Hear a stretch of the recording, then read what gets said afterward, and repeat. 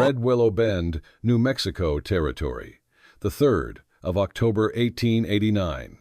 The sky came on like hammered tin, the kind a man could see himself in, and not like the reflection. Wind dragged the scent of river mud and rye grass across the flats. A single fence line stitched the prairie to the water's lip, its posts leaning as if weary from holding the world in place. Silas Mercer checked each knot, each staple, until his hands smelled of cedar and iron. Somewhere beyond the willows, a cough turned ragged, then small again, like a match struck and pinched. Comment "Hey shown" if you want me to continue the next section in this sitting.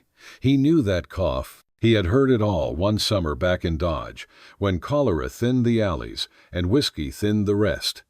The sound found the seam in him that never healed something quiet and bruised beneath the sternum and made it ache. He turned toward the river. She came through the willows like a line of darker wind. A woman in a worn cornflower dress, braids, tucked tight boots, dust-soaked to the ankles. A child rode her hip. Fever glossed the weight of the little body, pulling the woman slightly to one side. The woman did not step onto the porch of the bunkhouse, did not lay claim to shade. She halted at the boardwalk and let the dust settle around them both like a ribbon loosening. "I won't come inside," she said, voice steady from far travel. "Just water. A little fire for a kettle." He took in the way her hand hovered over the girl's head without touching the way mothers measure heat. Her face held that canyon concentration he had seen on riders trying to cross bad rock. He noticed also the way she stood near, but not on the threshold boards, as if thresholds were the most dangerous geography on earth. "You can use the pump there," he said, nodding toward the iron handle near the trough. "And the stove's lit. You're on the ranch. My name's Mercer." "Aiyana Yazzie," she replied. The girl's eyes, half-lidded, followed his voice and then clouded again. He gave them space. The pump squealed and water leapt clear and cold. Aiyana set a dented kettle beneath and worked the handle until the spout ran steady. She did not drink first. She dipped her fingers into the stream and touched the ground with that wetness, just one press of damp earth, a gesture that was not for him. Then she lifted water to the girl's lips in quick, careful offerings. Only after the kettle steamed did she drink 2 swallows, no more. Silas brought out a tin cup and a clean rag. He did it the way he did everything, exact, unsaid. He set both on the table near the stove and stepped back into the shadow of the doorway. She used the rag to cool the child's temples. The little girl's breath unhitched, hitched again, steadied. "You come far?" he asked finally. "From the edge of town," Aiyana said. "From the edge of everything." It wasn't complaint, it was cartography. The kettle clicked in soft, small ways. Willows traced lace on the window with their shadows. He could smell river silt warming on iron. "You can sit," he said. "I can stand," she said and did. He liked that she left nothing of herself on his furniture, not even a posture. He liked that she stared past him to the fence line and then to the river, as if weighing which would move first. The girl dozed on her shoulder, mouth open like a comma, a part of the sentence that had to continue. When the kettle sang, Aiyana pinched mint from a twist of cloth she carried and crushed it into the water. The scent opened the room. It surprised him, that green brightness in a space that usually smelled of rope oil and bacon. She poured a thimbleful into the cup, blew it cool, fed it to the girl, and watched for the swallow. "What's her name?" he asked. "Tallulah," she said. "It means the water keeps going." He nodded at the river. "We're neighbors then." "Neighbors can be honest," she said. Her gaze was neither harsh nor soft. It had the practical devotion of a whetstone. "I need work. I can sew, tack, mend, fence, clean stalls. One day at a time. Pay can be food." Silas wiped his hands on his trousers, the old Dodge habit of stalling when a decision came quick. He had said yes to worse propositions and paid for them in ways that wore on him still, but the girl's fever had already left a print on the table where the cup had rested. "Some things decide you. Stalls need mucking," he said. "Tack room needs order. Eat first." After Aiyana said, "Work makes food sit right," he almost smiled. "Fine by me." They moved into the yard. Chickens scrolled dust into stories at their feet. The stable door groaned in its familiar way, the voice of a heavy friend with news. Inside, horses shifted and breathed. Their warm hay smell took years from a man if he let it. Aiyana laid Tallulah on a saddle blanket near the door where light pooled. She set the girl's hand on a tin whistle tied to her belt and tapped it twice. A signal. If the whistle moved, the child would feel the tug and call. Then she took up a fork and began to work in long, economical strokes. She did not try to make the straw look busy.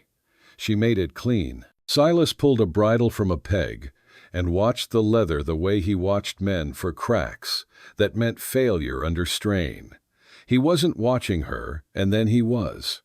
She sang not a full tune, more like a memory of one. Wind talked back through the half-open window. He gave the bridle one last pull, found it sound, set it aside, and fetched 2 lidded bowls from the house beans and a heel of bread wrapped in a towel still warm from the oven's far corner. "Break," he said. "3 more forks," she answered. He leaned against the jamb and let her define time. 3 forks later, she washed her hands at the pump, dried them on her skirt, and ate with the square patience of people who do not frighten food.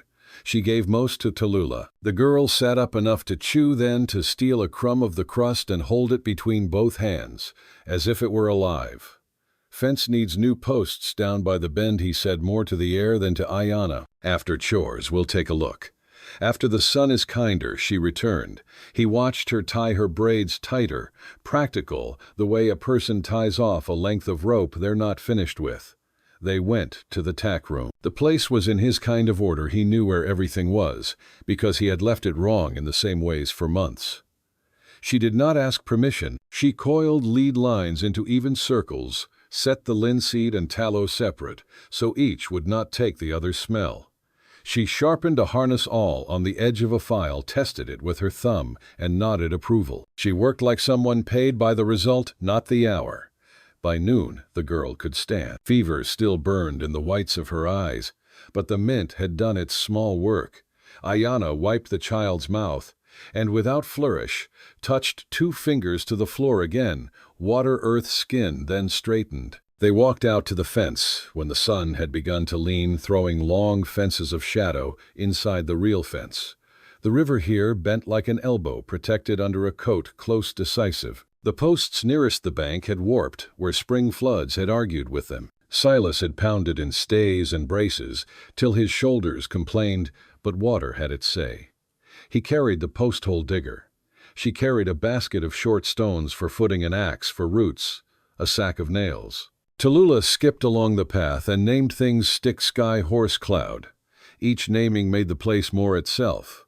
At the first bad post, Aiyana set the stones down and put her palm flat to the earth. Not prayer permission. She dug with the kind of care farmers use to find a dropped ring. When she hit root, she rolled it aside with the axe, not cutting the big one, just easing it clear, so the tree would not hate them for it. Silas measured the distance between posts with his stride. Aiyana measured with rope. Different languages, same sentence. "Ground soft from last week," he said.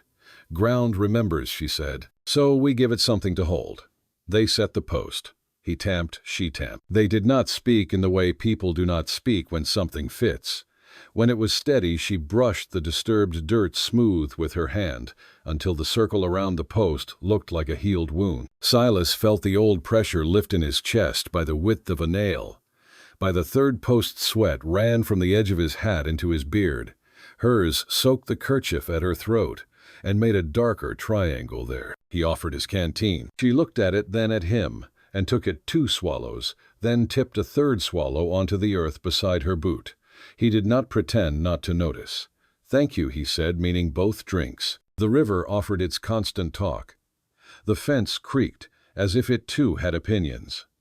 Tallulah built a parade of pebbles and twigs along the shade line and assigned each a name of her private geography. When a dragonfly lit on her wrist, she held still as a story being listened to. Near sundown they reached the worst of it, where spring floods had chewed right at the base and left the post healed like a drunk. Silas tested ground, found it too thin. Aiyana picked a fresh site a foot back and to the left. He didn't argue. They built a small cradle of short stones, her idea, and tamped the soil tight around each layer before setting the post. When it held, the fence line changed its tune, going from a groan to a hum. A lone rider crested the ridge, then just long enough to let his outline burn itself onto the sky. Hat brim pulled low horse, blowing a length of white steam. He stopped, watched, then flanked down toward the river, but never crossed. The horse turned once trained to attention, and the rider rode on. "Friend?" Aiyana asked. "Acquaintance?" Silas said. "A man named Rowan, who knows the price of things. Works for a man who knows how to change that price after you agree to it." Aiyana's mouth went calm. "Work fast, then. Sun's already running," he said. They finished the line where the earth wanted it. He didn't like what it implied about the bend that would be left open when the river ran high, but he liked the integrity of the run. Back at the barn, he scraped mud from his boots and watched as Aiyana shook straw from her skirts with a quick soldierly snap. Tallulah swayed on her feet and smiled, and in that small heat-shined expression, he saw a room he had not stood in for years, the one in which a man sets his burden down long enough to eat and maybe laugh. "Cookhouse is there," he said. "Corn mush or bacon? Your pick." "Corn," she said, and then almost invisible, "please." They ate at the threshold, she insisting on the sill, he inside distance, measured not in fear but in manners. He set his coat over Tallulah's knees when the wind found its blade. The girl touched the wool like a nervous colt, then curled under it, and slept sitting up her head on Aiyana's thigh. "You got someone in town?" he asked, because a man should ask before he makes a habit of helping strangers. "People who will say my name," she said, "not people who will say it to help me." He nodded. He had once had a list like that and had burned it.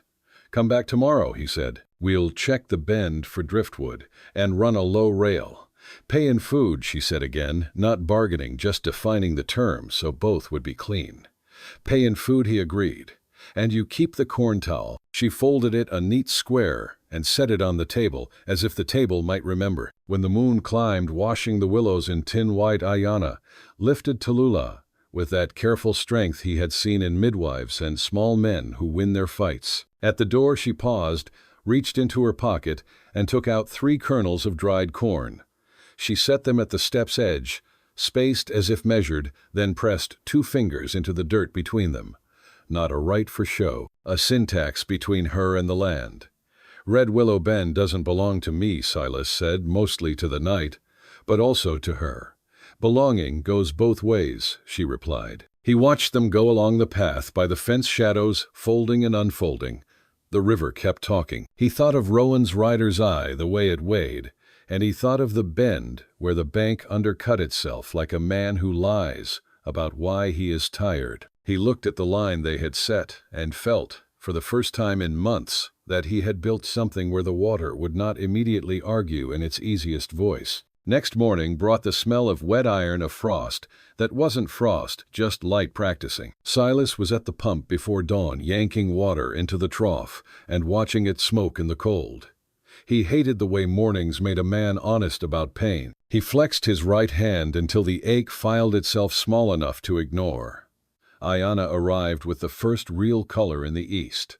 Tallulah trotted behind a scarf over her hair, the little whistle now around her neck. The girl's fever flush was gone. She gave the horse named Penance a solemn nod. The horse nodded back because horses are generous with their manners. "Stalls?" Aiyana asked. "2 and the tack," he said. Then the bend. She moved through his morning like she had always been there to shape it. She stacked broom heads so they wouldn't bow, set nails upright in a scrap of cork so fingers could find them without blood. When she found a frayed latigo, she cut it at an angle so the tongue would slide clean, and stitched with the small stern patience of a woman patching a good coat through one more winter. Silas found himself doing quieter work so he could listen to the texture of her silence. It was not a defensive quiet, not a silence he had to tiptoe around. It made room for tasks to be done well. By mid-morning, a wagon rolled in from town with Rowan on the seat, a whip curled like a pet on his knee. 2 men rode flankmen who liked to talk with spurs. The wagon boards had the new smell, pitch, and promise. Rowan was the same old smell, cologne and claim. "Mercer," he called, stopping, where the yard met the polite distance strangers are supposed to keep. "Got a look at your fence yesterday from the far side. You've got pretty line. Shame is they're about to be the wrong ones. Silas didn't move. Morning to you too. Rowan smiled like a man who has practiced it in expensive mirrors. Surveyors ride day after tomorrow. Ephraim Cole intends to run a loading spur from the far end of town down to this very bend. The rail likes a gentle curve. Your fence is about to learn to sing a different note. Aiyana came to the stable mouth and made the room smaller by being exactly the size she was. She did not retreat. She had the brush in her hand and a child at her side. Tallulah lifted the whistle without sound, the lip of it resting against her lower teeth. Cole's men cut my fence last spring, Silas said. They can talk to me about notes after they pay for timber. Rowan scratched the horse with his whip's handle, an animal lie of affection. All in due order. Paper is what counts. Cole's got papers. Papers blow in the wind, Aiyana said almost to herself. Rowan turned his head to find the voice and marked her in the book, "The world keeps woman Apache poor mother trouble." He touched his hat brim with 2 fingers of butcher's courtesy. "Ma'am?" Silas stepped into the space foundry hut between them. "You've delivered your warning. I heard it. Go deliver someone else's." Rowan laughed and then didn't. "Day after tomorrow," he said, "when the men come with the poles and the ink, don't say I didn't bring you the weather report." He flicked the reins. The wagon creaked out. The rider's spurs said, "What spurs always say we could be worse if we wanted." Aiyana watched the dust settle where the wheels had been. She set the brush down without hurrying. "The bend is not only yours," she said, "not to take, but to remind." "I know what's buried along that bank," Silas replied. "Most of town pretends not to." Tallulah sucked the whistle as if it were a peppermint she wasn't supposed to eat. The wind changed. The willow leaves flipped their pale undersides to the sky, 1,000 small flags warning of something that hadn't quite decided its shape. "Let's walk the line," Silas said. They took the path with the fence on their right and the river on their left. The water made its moving mirror, and the willow roots clutched the bank like hands that had learned things the hard way. At the bend, driftwood had racked itself into a low dam. It would throw spring water sideways if they let it. "Cut it out?" he asked. "Not all," she said, pointing. "Leave these 2. They slow the water where the bank is weak. Take the rest, or the river will climb into your house to argue." He set the axe into the wood and felt that first resistant shock run up his arms. Aiyana held the notched limb so it wouldn't leap when it let go. They worked until their clothes darkened in all the places work marks, spine ribs, elbows. When the jam was mostly undone, he saw it bone-white curve, half in mud, half out. He went still. Aiyana did too. They both looked as if listening to it. "Dear," she said, and then, after a breath, "Not dear." He nodded once. "I can fetch a shovel." "No," she said. "Not today. The ground will tell you where to put your feet. You will know the right place to stand. Not today." He straightened. The river, sensing this new attention, decided to speak louder against the loose limbs. From behind them, hooves. The particular mean rhythm of hired men riding horses they do not care to keep long. 2 riders, not Rowan this time. One wore a kerchief over his jaw, like the bottom half of a bad decision. The other had a sheriff's star he hadn't earned pinned to his vest with a thorn. "You folks a picture the thorn star," said, reining in. "Man and wife fixing a fence that's about to go. Pretty as a card." "Fence holds today," Silas replied, swinging the axe down to let it bury itself in the dirt blade. First, not a threat, because he didn't need to make one. "You Aiyana Yazzie?" the kerchief asked, eyes on the girl. "Heard tell there's a reward, says your name." "Something went missing from Thomason's store. Folks say Apache hands run light." Aiyana did not look at her own hands. She looked at the child and then at the water. "Folks say many things," she answered. "Sheriff's got paper," the Thorn Star said, touching the pretend badge. "As if it could become real. If he believed in it hard enough. Might be he wants to see you. Might be there's a room for you till we talk." Silas didn't move. "Town knows my place," he said. "If the sheriff wants words, he knows my porch." "Or we take her now," the kerchief said, "because that's what men like him say when the air gets thick with decency." Tallulah lifted the whistle, and this time she blew. The note cut like winter.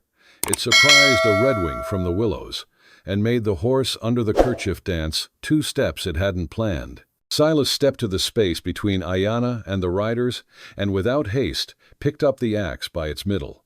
He did not brandish it. He leaned on it like a tired man with a crutch. "You try to take her," he said the words, gentle as river mud. "You will meet the part of me I don't set out on the porch when there's company." The Thorn Star looked at the bend at the river at the long run to town, and back at how few men wanted to get their boots wet this hour. He clicked his tongue. "Day after tomorrow," he said, stealing Rowan's line without paying for it.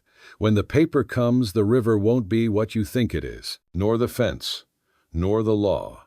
We'll be back for both of you." The horses turned. The river breathed. Tallulah put the whistle back to her lips and didn't blow this time. She touched the cold brass with her teeth and listened to the silence it made. Aiyana took 3 kernels of corn from her pocket and pressed them into the mud at the base of the nearest willow thumbprint deep. "For the ones who were here, and the ones who will be," she said so quiet that it could have been the wind's idea. Silas looked at the disturbed earth, at the line of fence they had bent to suit truth and not convenience, at the way afternoon sun painted a silver road right down the middle of the river, as if someone expected them to walk it. "Tomorrow we set a low rail," he said. "After that we find the sheriff before the paper finds us." Aiyana nodded. "And tonight," he said, "you and the girl eat at the porch. I'll turn my back while you sit on my chair like it was yours." "Neighbors can be honest," she repeated. "Neighbors can be brave," he said. She almost smiled then. Almost. They walked back along the fence, with their shadows preceding them, like messengers carrying news neither had agreed to send. In the yard, the horse named Penance lifted his head and whickered a low domestic sound that made the world seem smaller and kinder for the length of a breath. The wind turned again. Somewhere far down the track, a hammer rang against iron. Not music yet, not law yet, just a man trying to make 2 pieces fit. The threat, the sound came before the sight hammer to rail a bell without faith behind it. 2 days after Rowan's visit, Red Willow Bend no longer woke to birds but to the argument of metal. Silas stood on the ridge hands jammed into his coat pockets, watching 5 wagons and a steam drill move like a slow army through the sage. The air tasted of coal and paperwork. Aiyana joined him, Tallulah on her hip. The child squinted into the dust. "Smoke horses," she said. Silas grunted. "Iron kind. They don't tire, don't stop for grass." The wind carried voices. Orders barked in the practiced confidence of men who had already decided what belonged to them. On the wagon sideboard he read the stenciled mark E. Cole and Sans Timber, divided by rail supply dive. The name made his jaw find its old set. He had ridden with men like Cole before the badge went bad on him. They believed in progress, mostly their own. "Rowan's not the liar of this story," Aiyana said. "He's only the mouth." He looked sideways at her. "You have a plan." She shook her head. "Only duties. To the child, to the river. Then we share that," he said. "And a few more I didn't ask for." They walked down to the yard where the morning smelled of iron filings and fear. He saddled the dun mare, tied her lead loose. His hand paused on the horn. "They'll send men. You hear Gunfire take Tallulah east along the creek bed till you see the split rock. There's water in the hollow. I won't run unless there's nowhere to stand," she said, and her tone carried the weight of her father's bones. He almost argued, then didn't. By noon, Rowan rode back dapper dust and bad cheer. Behind him came 2 deputies with official badges and unofficial eyes. Rowan dismounted like a man stepping into church. "Surveyors," he said, "need to place the markers. Mr. Cole will pay fair price for the sliver your fence sits on." Silas wiped his palms on his jeans. "Fence stays where it was laid. River moved first. I built to match her. You can tell Cole to pay the river." Rowan's grin thinned. "The river doesn't sign deeds, neither do I." Aiyana appeared from the stable door, a rake in one hand. Tallulah stood behind her, the whistle between her teeth. Rowan's glance snagged there. "Lady, you'd be wiser keeping your distance from men under notice." She didn't blink. "Men under notice are usually worth listening to," Rowan chuckled. "You 2 have the poetry of poverty about you. Pretty but not binding." He tossed a folded paper toward Silas's boots. "Consider this formal. Tomorrow morning the crews come to lift the fence. If you're still here, you'll be trespassing on federal contract land." Silas didn't pick it up. The wind did, instead carrying it against Aiyana's skirt before dropping it in the dust. She pressed it flat with her bare foot, pinning it like a bug she didn't want loose again. "Tell Cole I read the kind of men he hires," she said. "We'll answer tomorrow." Rowan's laughter cracked. "You've got till sunrise." Then he turned his horse and was gone. That night the bend wore silence heavy as wool. Coyotes refused to sing. Silas poured coffee black enough to forget itself. Aiyana fed the stove with mesquite. The child slept wrapped in Silas's coat as though it had always been hers. "You've fought before," she said. "Too often," he replied. "Law fights you back differently when it's wearing a suit." "I know," she said. "When my husband died, it was under another man's law." Different language, same chain. He looked at her across the stovelight, the skin under his eyes gone canyon deep. "You thinking of leaving?" She broke a piece of bread in half. "I am thinking of tomorrow. If Cole takes the bend, he takes the graves too." He understood then. The earth under that soft grass by the river wasn't just her medicine ground. It was a ledger of her dead. Her voice, steady and without plea, told him what duty meant. "Then we hold it," he said. The ticking clock. Before dawn, the wind swung cold out of the north, smelling of rain not yet earned. Silas rose early, checked cartridges, hitched the mare to the small wagon. He laid fence tools in the bed-spade mallet auger. To anyone riding by, he'd look like a man fixing fence, not defending it. Aiyana packed what little she could: dried beans, salt, a tin of mint. Tallulah carried a bundle of corn kernels like treasure. When they reached the bend, mist rolled off the river thick as unshorn wool. It muffled the hammer strikes as they braced posts anew, marking the ground, not giving it up. "You dig like a soldier," Silas said. "I dig like a daughter," she answered. They worked until sun burned through the fog, revealing the approaching silhouettes: 6 men, 2 wagons, and a painted placard reading "Survey Federal Contract." In front rode Rowan, behind him, a man in a black coat hat, too fine for dust, the mark of Ephraim Cole himself. Cole was not tall, but he carried height like currency. His voice was the even drawl of a man used to polite victories. "Mr. Mercer, you were once a lawman. You know how this goes." "I do," Silas said. "The man with the papers always wins, unless the land objects." Cole dismounted, brushed dust from his gloves. "I'm fond of law and progress. This spur will feed towns, move grain, bring profit. You're clinging to sentiment. That river will wash your fence out come spring." Aiyana stepped forward. "The river's already claimed her banks. You cut her again, she'll take your bridge next." Cole studied her eyes, sharp but not cruel. "You speak like one who's buried kin there." "I have," she said. He sighed. "I'll give you both one day. Take your things, move the fence back, and I'll pay you double timber rate. Tomorrow my men start." He turned to leave, conversation done. Behind him Rowan smirked, the kind of smile men save for easy graves. Silas waited till they rode off before speaking. "One day," he said. "That's our clock." Aiyana nodded. "One day is a lifetime if we use it right." That evening they built a barricade of sense, not bullets. Aiyana gathered willows, wove them into screens that would slow the current. When spring came, a protection disguised as nature's own design. Silas reinforced the corner posts with iron bands and sank new stones at their feet. When the last nail bit, he said, "This line's not for them. It's for her," nodding to Tallulah, asleep under a sky boiling with stars. Aiyana pressed her palm to the soil, left a small circle of damp where her sweat met dust. "Then tomorrow we stand." He poured her the last of the coffee. "Tomorrow," he said. Far downriver a hammer clanged the first test of Cole's bridge piles. The sound counted seconds neither of them could spare. Defiance. The dawn came in gray, and without birds, the kind of light that forgets which side it's supposed to favor. Mist crawled off the river and clung to the fence line. Silas tightened his belt another notch, feeling the morning's chill in his ribs. Aiyana was already there, hair damp from the fog. Tallulah, wrapped against her back in a blanket patterned with faded blue diamonds.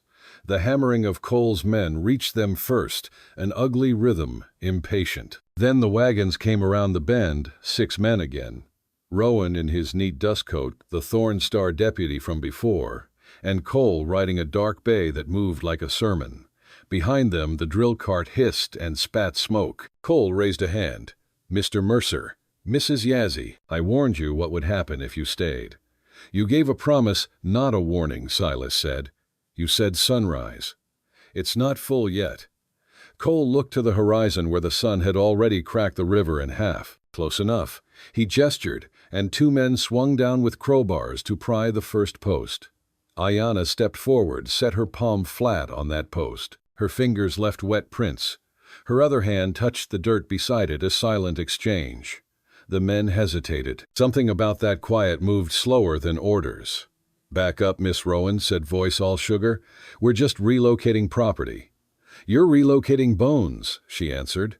One of the laborers, young nervous, looked at Cole. "Sir," maybe we Cole's eyes cut him off. "Do your work."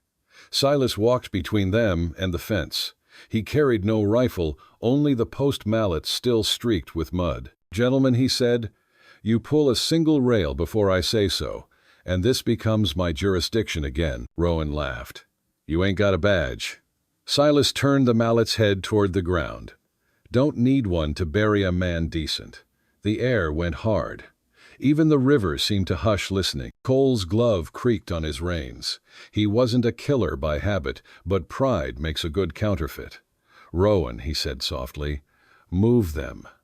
Rowan drew first, a smooth motion spoiled by the mallet's arc. Silas swung once low and brutal.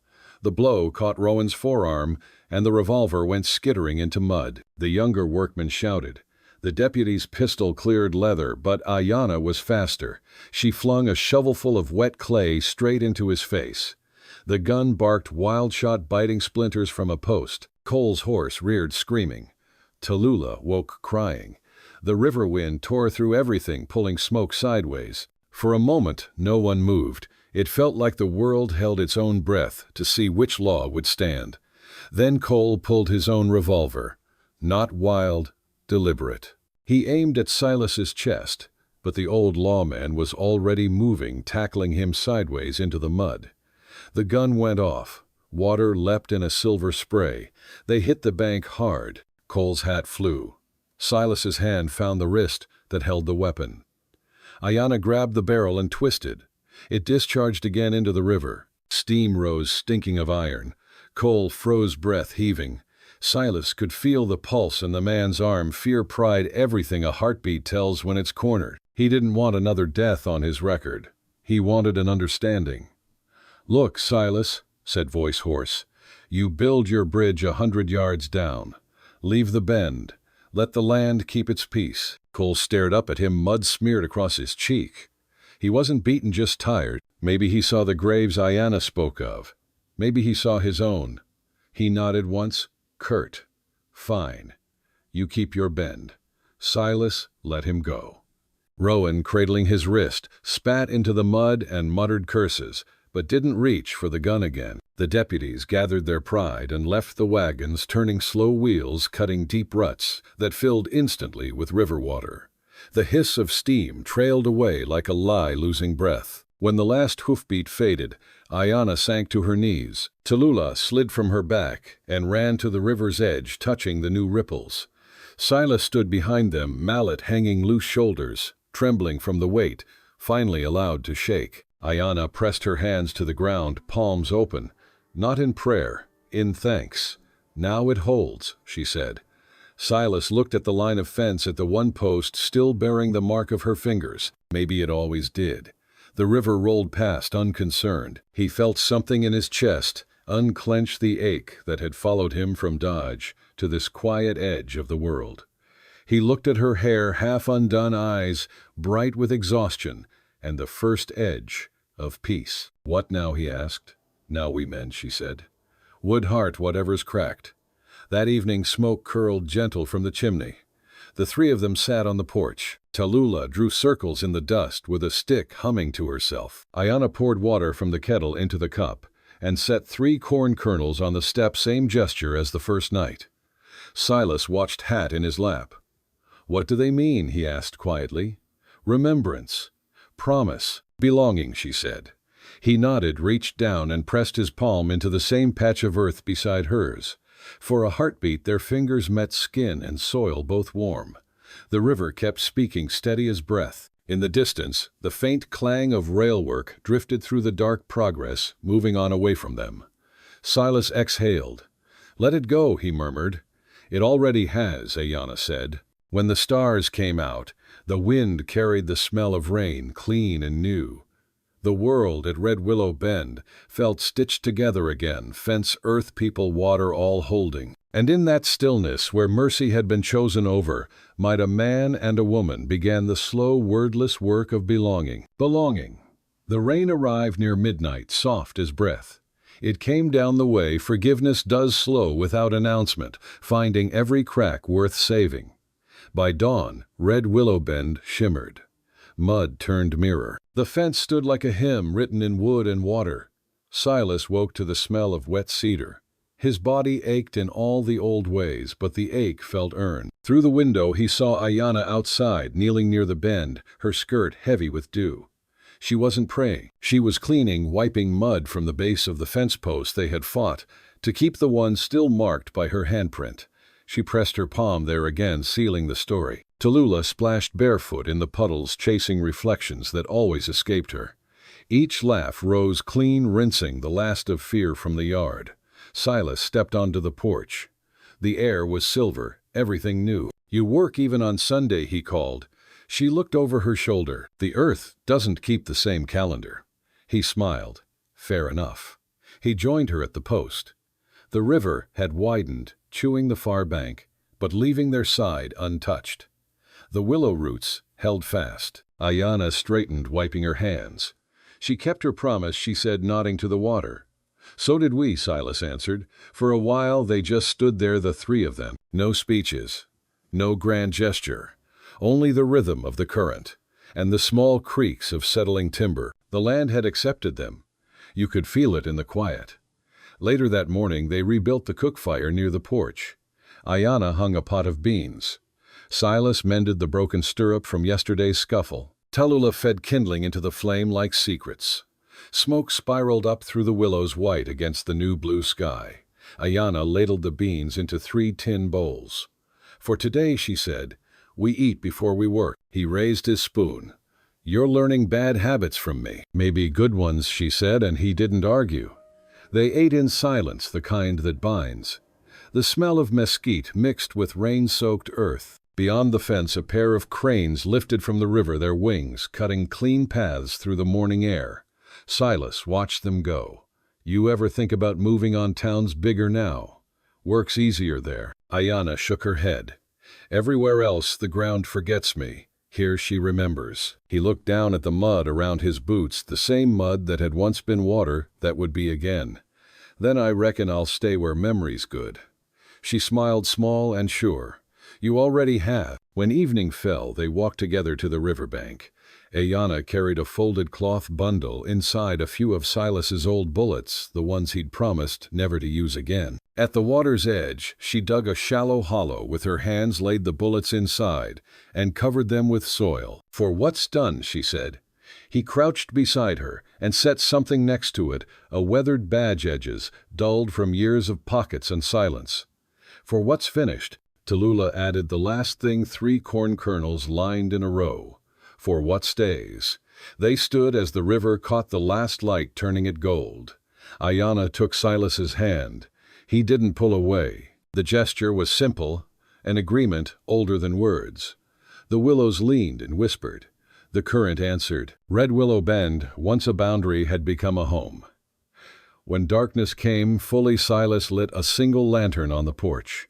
It threw a circle of amber light that touched all 3 faces. Aiyana's voice, low and steady, carried into the quiet. "In our stories, belonging isn't what you own," she said. "It's what won't leave you." He looked at her, the river, the fence, and the child already dozing between them. "Then we belong," he said. And under that wide western sky the wind moved gentle through the willows, carrying no threats, only the sound of the living horse in the stall kettle on the fire, and 2 hearts learning the same rhythm. It was the end of running, the start of staying, and somewhere beyond the horizon, the train